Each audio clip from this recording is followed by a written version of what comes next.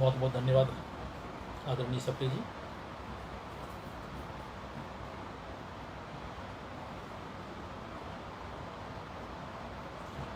आप जो एक वेबिनार की लंबी समय से श्रृंखला चला रहे हैं, वेबिनार शब्द बाद में आया इस दुनिया के अंदर, लेकिन हम लंबे समय से आपका सेमिनार के माध्यम से और एक विचार की जो प्रवाह श्रृंखला चली आ रही है, ये अबाध गति से, और 135वीं श्रृंखला के रूप में आज मुझे आपने आने का अवसर दिया। मैं इसके लिए आपको और आपके पूरे लाइब्रेरी परिवार को बहुत बहुत धन्यवाद देता हूँ। वास्तव में आज का विषय बहुत महत्वपूर्ण है।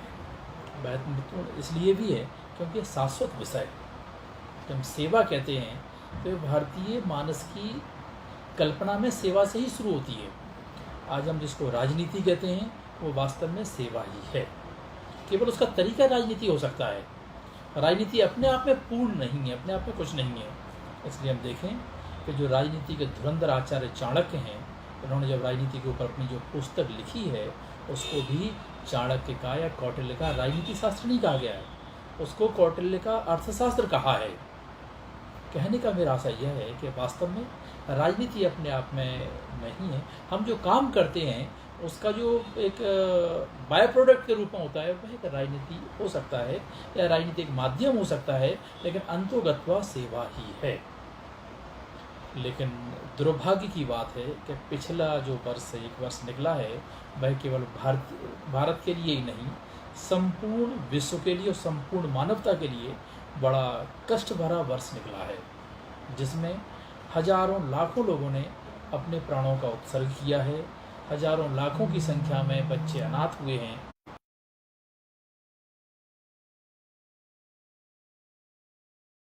जो कि मैं कहूँ कि आधुनिकता में बहुत चरम पर खड़ी थी। संसाधनों में हमसे हजार गुना ज़्यादा हैं, लेकिन वह इन परिस्थितियों को उस तरह से सामना नहीं कर पाई जिस तरह से भारत ने इन परिस्थितियों का सामना किया है। अब विचार यह है कि आखिर क्या कारण थे कि भारत ने संसाधनों के अभाव में इन सब के बाद भी इन परिस्थितियों का सामना किया और इस कोरोना जैसी महामारी से पर विजय प्राप्त करने की ओर हम आगे बढ़ रहे हैं। जब इसका पहला दौर आया कोरोना का, उस समय हम देखते हैं सारी दुनिया के अंदर भारत के द्वारा किए हुए कार्यों की सराहना हुई और लोगों ने बोला कि कई देशों की आबादी, 100 से अधिक देशों की आबादी मिलकर इतना होती है, उतनी आबादी भारत की है।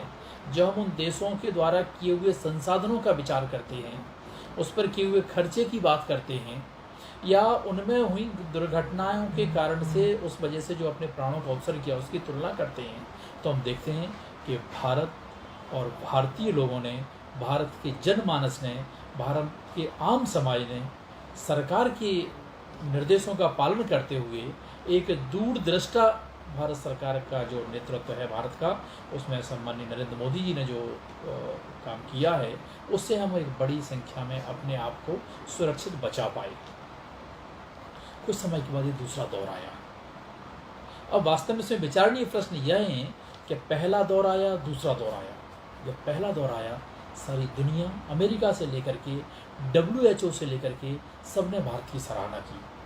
मुझे लगता है कुछ लोगों को जो भारत विरोधी लोग हैं, जो देश के अंदर हैं और जो ऐसे देश हैं जो भारत को अच्छा नहीं देखना चाहते, जब दूसरा दौर आया उन सब ने षड्यंत्र पूर्वक यह प्रयास किया कि भारत की इस सफलता को असफलता के रूप में दिखाया जाए।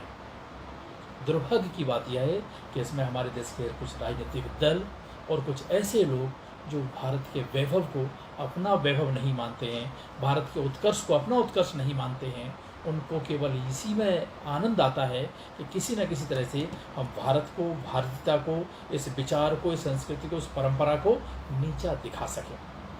उन शक्तियों ने वास्तव में इसमें अपने आप में एक बड़ा काम करने का प्रयास किया और एक भारत की छवि खराब करने का प्रयास किया। हम सब लोग लिखते पढ़ते रहते हैं। आज से 50, 60, 70 साल पहले का, 50 साल पहले का हम देखते हैं। एक फ़ोटो बीच में भी सोशल मीडिया पे बड़ा वायरल हुआ था कि हमारे देश के प्रधानमंत्री हुआ करते थे उस समय, उन्होंने आर्मी के हवाई जहाज़ का, आर्मी के हेलीकॉप्टर्स का उपयोग होता था उनके कुत्तों को यहाँ वहाँ ले जाने के लिए। हम अगर उस समय के अपने देश की परिस्थितियाँ देखें तो वास्तव में हम एक आर्थिक रूप से बहुत पिछड़े हुए देश थे, संसाधनों का अभाव था हमारे पास, और हम एक डेवलपिंग कंट्री की तरफ बढ़ रहे थे।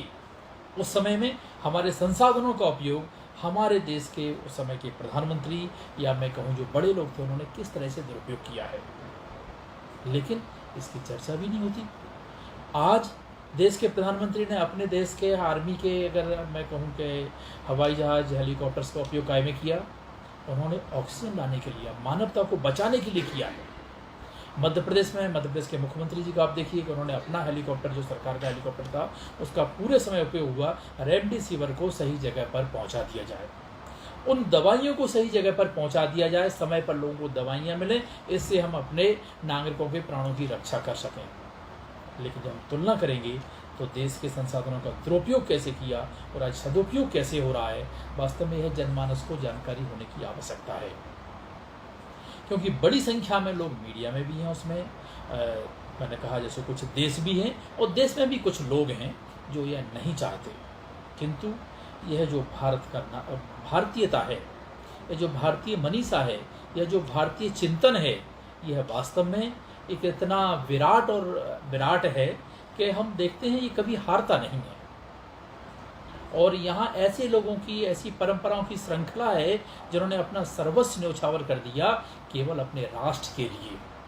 किसी ने कहा है कि जो विशिष्टता या महानता है यह किसी पेड़ से टपका हुआ फल नहीं है, यह व्यक्ति को अपने जीवन से गढ़ना पड़ता है। लेकिन दुर्भाग्य की बात है कि कुछ लोग किसी की व्यक्ति को एक विशिष्ट बनाने का प्रयास करते रहते हैं, और यह इस वजह से इस विशिष्टता महानता शब्द की गरिमा को गिराया जाने लगा है। लेकिन मैं मानता हूँ कि ऐसे प्रयास, असफल प्रयास होते रहे हैं, लेकिन उनका मुँह तो जवाब भी मिला है। चाहे घनानंद जैसा आताताई राजा हो, चाहे आज मैं कहूँ कि ऐसे कुछ राजनीतिक दल हों या किन्हीं राज्यों के मुखिया हों कि जो मानवता को शर्मसार कर रहे हैं, केवल इसलिए कि हम एक शाश्वत विचार को, एक भारत को आगे बढ़ते हुए नहीं देखना चाहते। तो एक चिंतन, एक चिंता का विषय है, और मुझे लगता है आने वाली पीढ़ी को ये पता होना चाहिए। जैसे मैं अक्सर देखता हूँ कि आखिर कई बार होता है कि क्या कारण है कि इस पूरे कोरोना के काल में जब मानवता कष्ट में है तो केवल एकमात्र भारतीय जनता पार्टी ऐसा दल है जिसका राष्ट्रीय अध्यक्ष से लेकर के बूथ का कार्यकर्ता पूरे समय इसी बात पे अपने आप में लगा के रखा कि मैं कैसे लोगों की जान की रक्षा कर सकता हूँ। जब पहला लॉकडाउन लगा तो राष्ट्रीय अध्यक्ष माननीय जगत प्रकाश नड्डा जी अपने घर से 7 लोगों का भोजन लेकर के और सुबह से निकलते थे। जब वो सुबह से निकले तो उन्होंने एक मैसेज दिया कि हमारे करोड़ों करोड़ कार्यकर्ता यह काम करेंगे, और आप देखिए मंडल बूथ तक के कार्यकर्ता सुबह से निकलते थे, और कहीं उनको पता चल जाए कि व्यक्ति भूखा है तो उसके लिए तुरंत भोजन, एक नहीं 4-4 लोग भोजन लेकर के खड़े होते थे। भारत के इस वैशिष्ट्य को दुनिया के अंदर बताने की आवश्यकता थी, ना कि कोई कमी को रही हो। मैं मानता हूँ कमी तो व्यवस्था में होती है, क्योंकि उसको हर रोज सुधारने का प्रयास किया जाता है, और रहा जो आज कोई समस्या हुई कल उसका समाधान निकला। लेकिन जो इस देश को अच्छा नहीं देखना चाहते उन लोगों ने उसको, उस एक्सेप्शनल को एक नियम बनाने का प्रयास किया और देश के अंदर देश की बदनामी की। मध्य प्रदेश के पूर्व मुख्यमंत्री कमलनाथ जी को देखिए, कोरोना का नामकरण कर दिया उन्होंने। हम देखें तो उन्होंने बोला भारत तो महान नहीं है। तो ऐसे ऐसे लोग हैं जो भारत को नीचा दिखाना चाहते हैं। वास्तव में आने वाली पीढ़ी को इन सबको जवाब देने की आवश्यकता है, और बड़ी खुशी की बात यह है कि हमारे आने वाली जो पीढ़ी है वो सोशल मीडिया के माध्यम से और अपनी एक विचारों के खुलेपन की वजह से अपने मन और मस्तिष्क को पूरे समय खुला रखता है, इसलिए वो सारी चीज़ों को बहुत करीब से देख रहा है और समझ रहा है। तो मुझे कुछ उसमें बहुत बताने की आवश्यकता इसलिए नहीं है कि चारों तरफ से ये सारी चीज़ें दिख रही हैं। अगर मैं सेवा ही संगठन की बात करता हूँ तो आखिर क्या कारण है कि हम सेवा का काम करते हैं? अगर हम अपने ओरिजिन के बारे में सोचेंगे कि हम एक राजनीतिक दल के रूप में हमारी उत्पत्ति कैसे हुई, तो हमें ध्यान आएगा कि हमारे जो पहले राष्ट्रीय अध्यक्ष हैं या हमारे संस्थापक हैं डॉक्टर श्यामा प्रसाद मुखर्जी ने अपने जीवन का सर्वस्व करके ही जीवन का न्यौछावर करके राष्ट्र की रक्षा की है। तो हमारा यह एक डीएनए में है हमारे अंदर कि हम अपने आप को नष्ट करके अपने राष्ट्र को खड़ा करने का प्रयास करते हैं। हम अपने आप को नष्ट करके अपने राष्ट्र को खड़ा करने में अपनी सफलता मानते हैं। इसलिए वही परंपरा को आज हम निर्वाहन कर रहे हैं और उसी परंपरा को आज हमारे मंडल तक के कार्यकर्ता, बूथ का कार्यकर्ता उसका निर्वाहन करता है। जब संकट आया, जैसे आदरणीय अनिल सप्रे जी ने भी बताया था कि जैसे हम लोग 10, 12, 15, 20 साल पहले जब देखते थे तो एक उदाहरण देते थे कि अगर कोई बस आ रही है और मध्य प्रदेश की सीमा में आती थी तो अपने आप पता चल जाता था क्यों यहाँ की सड़कें इतनी खराब होती थी।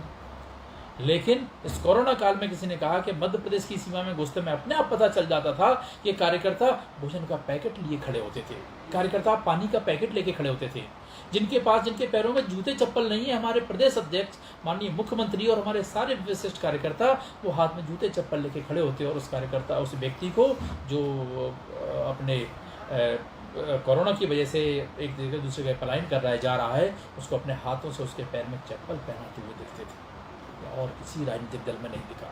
कम्युनिस्ट देखो इतनी बात करते हैं, एक कम्युनिस्ट नहीं दिखा कभी किसी की सेवा करते हुए, केवल शाम को टीवी पर आकर के देश को नीचा दिखाने में अपनी पूरी ताकत लगाते रहते थे। ये समझने की आवश्यकता है। और मैं कहूँ कि स्वाध्याय मंडल स्वाध्याय के माध्यम से, विचारों के माध्यम से अपने कार्यकर्ताओं में और समाज में यह बात को नीचे तक पहुंचाना चाहता है। और केवल पहुंचाना ही नहीं, कार्यकर्ताओं को इससे प्रेरणा मिले, इसके लिए हम यह बात सारी नीचे तक पहुंचाते। केवल आत्मस्तुति के लिए नहीं कर रहे हैं, हमारे कार्यकर्ताओं को पता चलता है तो प्रेरणा मिलती है। और जो वो काम कर रहे हैं उनको लगता है जो काम मैं कर रहा हूँ वही मेरा राष्ट्रीय अध्यक्ष कर रहा है। इसका मतलब नीचे से लेकर ऊपर तक हमारे विचारों में कोई असमानता नहीं है। सेवा के लिए ही हमारा जन्म हुआ है, सेवा के लिए ही हमारे विचार का जन्म हुआ है, इसलिए सेवा ही हमारे लिए सर्वोपरि है। उसमें हम देखें कि हमने पहले लॉकडाउन में इसमें देखें करोड़ लोगों को, 11-12 करोड़ लोगों तक हमने भोजन पहुंचाया पूरे समय में। आज भी जो हम देखते हैं, जब ऐसा लगता है कि कोरोना की वजह से प्लाज्मा की आवश्यकता है तो बड़ी संख्या में कार्यकर्ता प्लाज्मा देने के लिए पहुंच जाते हैं। फिर एक दौर ऐसा आया जिस दौर में ऐसा लग रहा था कि रक्त की आवश्यकता पड़ेगी, और वो आवश्यकता कैसी कि मरीज को तुरंत देना पड़ता है। वो साथ साथ में क्या है कि जिन लोगों को वैक्सीन लग जाएगी वो कोई निश्चित समय तक रक्तदान नहीं कर सकते। हमारे कार्यकर्ताओं ने तय किया वैक्सीन लगने से पहले हमें रक्तदान करना है।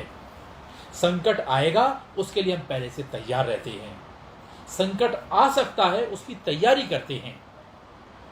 तो वास्तव में इसके लिए आज मध्य प्रदेश में भी देखें, हजारों की संख्या में यूथ युवा मोर्चा के नेतृत्व में निकलता है और रक्तदान करता है। अल्पसंख्यक मोर्चे में बड़ी संख्या में रक्तदान हुआ है। और बताते हुए मुझे बड़ी खुशी होगी, सैकड़ों की संख्या में अल्पसंख्यक मोर्चे की ऐसी बहनें थीं जो रक्तदान करने के लिए बाहर आईं। उन्होंने कहा चाहे उनके एक जो धार्मिक रिचुअल परंपराएं हैं वो शायद उनको परमिट करती कि नहीं करती, लेकिन उन्होंने कहा नहीं, देश संकट में है, मोदी जी ने हमारे लिए इतना सब किया है, इसलिए हम मोदी जी के आह्वान पर तुरंत रक्तदान के लिए बड़ी संख्या में बहनें निकली हैं। तो यह बड़ी खुशी की बात है।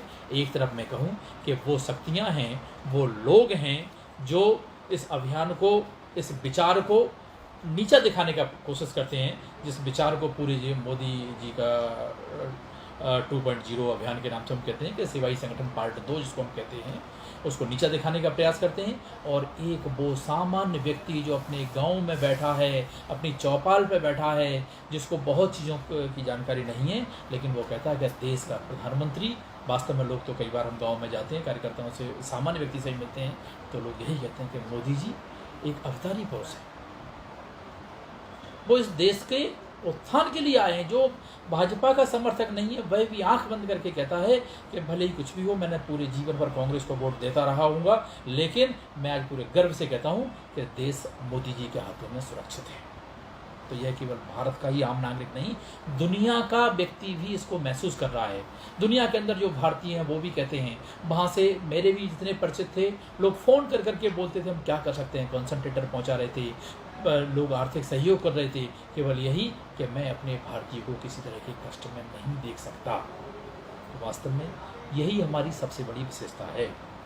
और जो सेवा ही संगठन का अभियान है, यह तो इतना विराट लेवल पे हुआ है, इतने लोगों ने बढ़ चढ़ के भाग लिया है कि हमारे हर एक बूथ तक 65,000 बूथ हैं अगर मध्य प्रदेश में, तो मैं पूरे विश्वास के साथ कहता हूँ 65,000 बूथों पर ही यह काम चला है। हमारे मध्य प्रदेश में 270 मंडल हैं। हम हर मंडल की जानकारी लेते हैं, हर एक मंडल की रिपोर्ट आती है, तो हजारों हजार लोगों ने की संख्या में लोगों ने इस काम को किया है। चाहे वो मास्क वितरण का काम हो, चाहे वो सैनिटाइज का काम हो। लोगों को लगा कि इस कोरोना के काल में जो लॉकडाउन है तो लोगों के घरों में गेहूं तो सरकार की तरफ से मिल रहा है, चावल मिल रहा है, लेकिन हमने कहा तेल कहाँ से आएगा, नमक कहाँ से आएगा, चाय की पत्ती कहाँ से आएगी, साबुन नहीं आ पा रहा होगा। तो छोटी छोटी चीज़ों को हमारे कार्यकर्ताओं ने समाज के बीच में जाकर के चिंता की, और यह चिंता मैं कह रहा हूँ कि जितनी बड़ी संख्या में कोई अपने स्तर पर राष्ट्रीय अध्यक्ष ने पूरे देश में की है, वैसे ही मंडल के हमारे अध्यक्ष ने, बूथ के अध्यक्ष ने ही उसी शिद्दत से, उसी को अनुकरण करते हुए किया है। और सरकार की तो मैं कहूँ, और इन सब में एक बात मुझे बताते हुए और खुशी होगी कि मध्य प्रदेश की सरकार ने भी या बाकी देश भर में जो सरकारें हैं, सब ने कोरोना पर नियंत्रण करने का काम किया, लेकिन पूरे देश के अंदर में सबसे जल्दी और सबसे एक सफल और सार्थक तरीके से मध्य प्रदेश की सरकार ने किया है। वो कैसे अलग है, मैं आपको ये बताने का प्रयास करूँगा। उसकी विशेषता ये है कि मैं चूँकि एक रिसर्च स्कॉलर हूँ, मैंने लॉ में PhD किया है, तो मैं कुछ इस तरह के अध्ययन करता हूँ। मुझे ध्यान में आया कि और राज्यों ने जो किया है, उन्होंने अपने प्रशासन के माध्यम से इस पर कंट्रोल करने का प्रयास किया, लेकिन मध्य प्रदेश एक वो राज्य है जिसने हर एक लेवल पे क्राइसिस मैनेजमेंट कमेटियां बना करके और जन सहयोग को, जनमानस को इन्वॉल्व करके इस पर नियंत्रण किया है। इसलिए मध्य प्रदेश ने बहुत जल्दी नियंत्रण पा लिया, और जब व्यक्ति उसका हिस्सा बन जाता है तो उसको वो ठीक करने में पूरी ताकत से लग जाता है, फिर वही नहीं उसका पूरा परिवार लग जाता है। हमारे जो क्राइसिस मैनेजमेंट कमेटी के, चाहे वो मंडल का व्यक्ति हो, चाहे वो तहसील लेवल का व्यक्ति हो, जिला स्तर का व्यक्ति हो, वो पूरे समय अपने आप को उसी में लगा करके लग जाता है। तो अगर मैं मध्य प्रदेश में कहूँ तो कुछ नहीं तो लगभग 5 लाख कार्यकर्ता बड़ी संख्या में निकले, जिन्होंने अपने पूरे समय में अपने आप को पूर्णकालिक की तरह उसमें लगाया, और बस सेवा ही संगठन के काम में वो लगा रहा। तो मुझे बताते हुए बड़ी खुशी होगी। अगर मैं आंकड़ों की बात करूं तो हमारे मध्य प्रदेश के अंदर में 23,000 पंचायतें हैं, लगभग 50,000 से अधिक गांव हैं। इसमें हमारे पास जो डेटा है, 34,000 गाँव में हमने क्या क्या सेवा के काम किए हैं, बाकायदा उसकी रिपोर्ट बन करके हमारे पास आई है। सेवा ही संगठन 2 में हम देखते हैं तो लगभग हमारे कार्यकर्ताओं ने 10,000 कार्यकर्ताओं ने अभी माननीय मोदी जी के जन्मदिन पर जो हमने रक्तदान का वो कार्यक्रम किया था, इतने कार्यकर्ताओं ने रक्तदान किया है। ऐसे ही हर एक तरह के, अगर मास्क की बात करें तो लाखों की संख्या हमारे कार्यकर्ताओं ने मास्क वितरण किए हैं। तो यह मुझे बताते हुए बड़ी खुशी होगी कि हम सब लोग ऐसे दल के कार्यकर्ता हैं, ऐसे विचार के कार्यकर्ता हैं कि जब राष्ट्र संकट में आता है तो अपने प्राणों की अपनी चिंता ना करते हुए राष्ट्र सर्वोपरि है, यही विचार लेकर के हम समाज के बीच में दौड़ पड़ते हैं, और ये समाज मेरा है, मैं समाज का हिस्सा हूँ, यही मान करके हम सेवा का काम करते हैं। और वास्तव में जैसे मैं कह रहा हूँ कि शुरू मैंने किया है कि सेवा जो है, सेवा का वह हमारे DNA का पार्ट है। हमारे संगठन का आधार ही सेवा है, हमारे संगठन का आधार ही आत्मीयता है। इसलिए हम और राजनीतिक दलों से अलग हैं, क्योंकि बाकी जो राजनीतिक दल होते हैं उनका जो सोच होता है, उनका जो चिंतन होता है, वो केवल राजनीतिक चिंतन होता है। जब किसी का राजनीतिक चिंतन होता है तो वह केवल 5 साल का विचार करता है, अगला चुनाव हार जाऊंगा, जीत जाऊंगा, इससे आगे नहीं सोचता है। लेकिन जब राजनीति समाज सेवा का माध्यम होती है, जब राजनीति करना है तो हम समाज सेवा के माध्यम से करते हैं। तो ऐसे समाज सेवी लोग जब समाज राजनीति में जाते हैं तो 100 साल का चिंतन करते हैं। लेकिन हमारे जो युग दृष्टा हैं, हमारे जो अधिष्ठाता हैं, पंडित दीनदयाल उपाध्याय जी के जब एकात्म मानववाद को हम देखते हैं, तो एकात्म मानव एक दर्शन है इस देश के अंदर। जब एकात्म दर्शन की बात होती है तो दर्शन शास्त्री हजारों साल के बारे में चिंतन करता है। इसलिए मैं आज 135वें संगोष्ठी वेबिनार के माध्यम से अपने सभी कार्यकर्ताओं से आग्रह करना चाहता हूँ कि मित्रों, हम सब लोग हजारों साल के दर्शन के आधार पर राजनीति करने वाले लोग हैं। इसलिए हमारी आत्मा में, हमारे विचार में, हमारे व्यवहार में, हमारे चरित्र में कुछ भी है तो वह समाज की सेवा ही है। उस नारायण, दरिद्र नारायण की सेवा है, जिसको स्वामी विवेकानंद कहते थे कि मैं उस ईश्वर की पूजा करता हूँ जिसको अज्ञानतावश मनुष्य कहा जाता है। तो हम सभी कार्यकर्ताओं को इस भाव से काम करना है, और चूंकि हमने अभी जो सेवा ही संगठन का काम किया है वो इसी भाव से किया है, और आगे भी अगर जब भी कोई, चाहे समाज का संकट हो, समाज पे आने वाली किसी भी तरह कोई समस्या हो, हमारे कार्यकर्ता पूरी ताकत से उसके लिए दौड़ लेते हैं, क्योंकि वो दर्शन के आधार पर समाज को, समाज मेरा ईश्वर है, समाज मेरा आराध्य है, केवल राजनीति करने के लिए नहीं, केवल बांटने के लिए हम समाज के लिए नहीं है। तो वास्तव में हम इसलिए काम करते हैं, तभी हम इस काम को कर पाते हैं। जैसे किसी ने बोला है, जब भी मैं था, या जब मैं था तब हरि नहीं, जब मैं था तब हरि नहीं, अब हरि है सो मैं नहीं, सब अंधियारा मिट गया, दीपक देखा माही।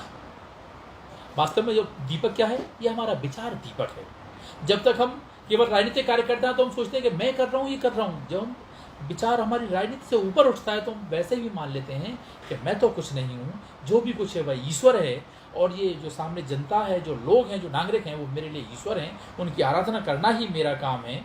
तो हम उसी भाव से करने लगते हैं कि अब तो मैं कुछ नहीं हूँ, मेरा ईश्वर ही की सेवा कर रहा हूँ, इसलिए मैं तो कुछ हूँ ही नहीं उसमें। तो सेवा ही संगठन हम जब ही कर सकते हैं, वरना हम अन्य राजनीतिक दलों की तरह केवल अब किसी को कोसते रहेंगे, व्यवस्था को दोष देते रहेंगे, अपनी तरफ से किसी के सहयोग के लिए हम कुछ नहीं कर सकते।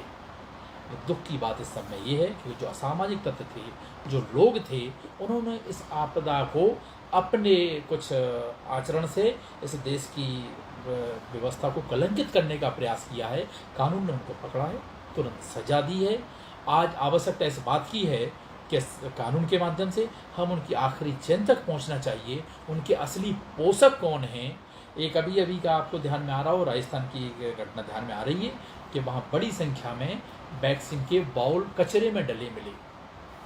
लोग किस हद तक राजनीति कर रहे हैं, एक तरफ लोग बोलते हैं कि साहब वैक्सीन नहीं है, दूसरी तरफ वैक्सीन को कचरे में डाल रहे हैं। तो मुझे वास्तव में कहते हुए बड़ा दुख हो रहा है कि राजनीति इस स्तर तक गिर गई, लेकिन समाज सब देख रहा है। हमारा कार्यकर्ता 24 घंटे सेवा के लिए खड़ा है, बाकी लोग समाज को भ्रमित करने में लगे हैं, और ये श्रृंखला ऊपर से नीचे तक देश के बड़े बड़े सो कॉल्ड कहे जाने वाले लोगों ने कभी वैक्सीन का मजाक उड़ाया, आज कह रहे वैक्सीन नहीं है, कभी बोलते थे बहुत जल्दी कर दी, कभी कहेंगे विदेश भेज दी। जो देश में एक भ्रम फैलाने का प्रयास किया जा रहा है, तो मैं इस वेबिनार के माध्यम से, इस संगोष्ठी के माध्यम से अपने सभी कार्यकर्ताओं को, अपने प्रदेशवासियों को बहुत हाथ जोड़ करके आग्रह करता हूँ, किसी तरह के इस तरह के बहकावे में ना आएँ। केवल एकमात्र यही सोचिए कि यह मानवता पर संकट है, यह राष्ट्र पर संकट है, मैं किसका दूसरे का सहयोग कैसे कर सकता हूँ, बस केवल एक काम के लिए मैं सहयोग कैसे कर सकता हूँ, इसी मंत्र को लेकर के चलिए। इसी मंत्र के आधार पर देश के प्रधानमंत्री माननीय सम्माननीय नरेंद्र मोदी जी ने हर एक नागरिक की चिंता की है, और सबसे बड़ी जो एक त्रासदी के रूप में हमारे सामने खड़ा हो गया था एक संकट, वो ये था कि इस कोरोना के काल में जिन बच्चों ने अपने माता पिता को खो दिया, जो मैं कहूँ कि अपने गार्जियन के बगैर जो अनाथ हो गए थे बच्चे, उनके जीवन का संकट एक हमारे सामने खड़ा था। सबसे पहले मध्य प्रदेश की सरकार ने बड़ी संजीदगी के साथ में माननीय मुख्यमंत्री श्री शिवराज सिंह चौहान ने उस पर निर्णय लिया, और केवल ऐसा लग रहा था कि शिवराज सिंह ने मध्य प्रदेश के लिए, लेकिन पूरे देश में है, तो माननीय सम्माननीय प्रधानमंत्री जी ने और उससे 2 कदम और आगे बढ़ करके इन बच्चों के पूरे जीवन की व्यवस्था की। तो मैं कहूँ कि कोरोना ने जिनके माता पिता को छीन लिया था, उन बच्चों के माता पिता के रूप में देश के प्रधानमंत्री आज हम सबके बीच में आए, और उन्होंने बच्चों को गले लगाया, और उन्होंने कहा कि जिसका, मैं तो कई बार कहता हूँ कि जिसके पास ऐसा, जिस देश के पास ऐसा सबल नेतृत्व, बच्चे कभी अनाथ नहीं हो सकते, उनके गार्जियन सम्माननीय प्रधानमंत्री नरेंद्र मोदी जी हैं।